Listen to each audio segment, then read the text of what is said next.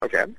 Hello, Mama's Fallen Angels. This is Big Robbo, and I am here with Michael Lardie from the band Great White, who are going to be in our neck of the woods in our town on the 26th of December with LA Guns and Slaughter. Want to jump right in and start talking about the latest album that was released, Michael. It's called Rising, and it's a little bit different with this album than the other Great White albums in that there was less time between Back to the Rhythm and Rising than there was between some of the other albums, and certainly through the breakup. Uh, does that stuff make a difference when you go into the studio? Does the less time off between albums make a big difference between having more time off between there? I think the continuity of the record showed that for me personally. One thing we got to do on this record that we have never gotten to do, and I always wanted to, was go in with only about half the record written, and then songs in the studio. When we're all set up and we could jam ideas out, if we were so inclined, or go back to working on the songs we already had demoed up and, make masters out of them. So it was a real, stream of consciousness, the whole experience. And I always wanted to, attempt that, and I'm happy to say, we got from point A to point B doing it that way, and it was a lot of fun. With you being the engineer on a lot of Great White records, and I want to get back to that too later, but for this particular Great White record, did you guys get together in the studio? Was it something that was done hands-on, or were you able to take advantage of some of the things like Pro Tools and some of the other things that are out there and let you do it by committee from a long distance? How did you go about doing the Rising album?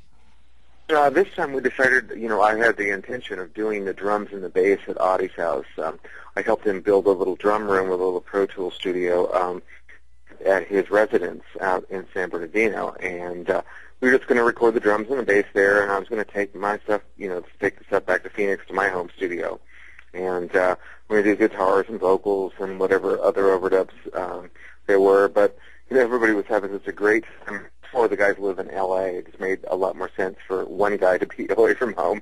So we just continued on at Audie's house, and the way I was able to make it work is I just brought a bunch of gear from my house, a lot of really cool analog preamps and things like that, EQs and stuff. So the front end of the record was something very similar to what we actually use in a real, in a organized, studio that you'd go in and pay $100 an hour for.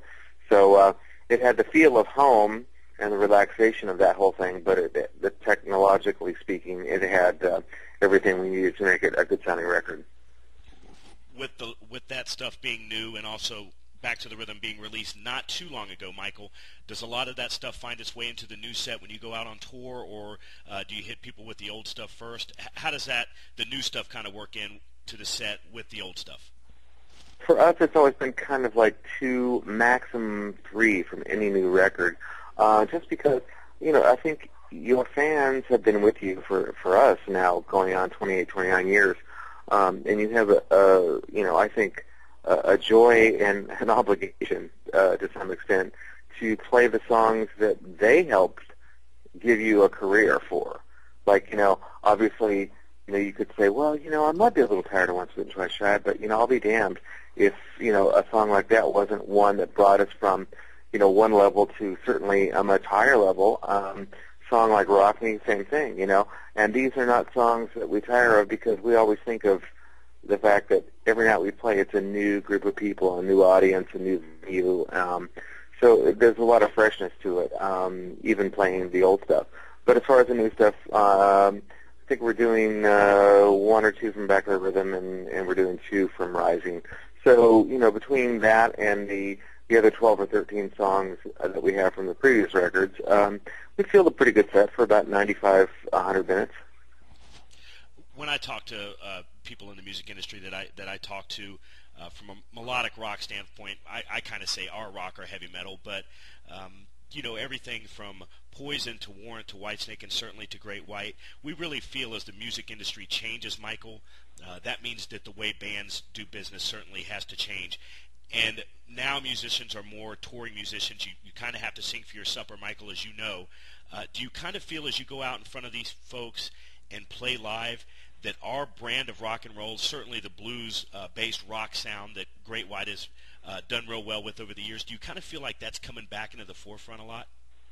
I noticed that a lot in movies and commercials now. I'm starting to see like our class of rock, so to speak. The sing along, right from like, let's say from '86 to '93, just as like trying to put like a finite time period for our era, so to speak.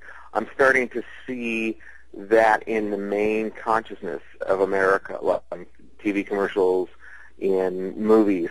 So I think, in a lot of ways it's coming back because, people are being reminded, how much of a great time they had with that music. Because, I mean, like you said, our music has always been about, feeling good, having a great time, having a party, and with, however the music business has changed over the years, I think there's a real strong heritage for a band like Great White.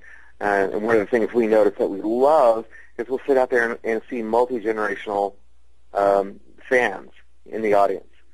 Like, one of my best moments of this year was to see, like, a little 6-year-old kid with his grandfather's Great White T-shirt on singing every single word to Rock Me.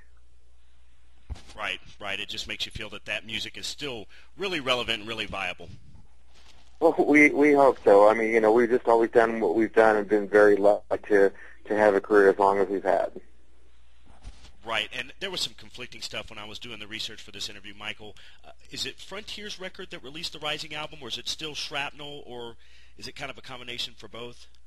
A combination of Shrapnel in the States and Frontiers for the rest of the world. Yeah, I wanted to talk about those labels as well, Michael. I'm sure that's got to help out a lot because some of the folks that I've talked to that are still in the industry say, we've got to release some stuff on our own, and it's kind of like we're going for a record deal all over again like we did in 1982 or 1981 or 1983. Tell us a little bit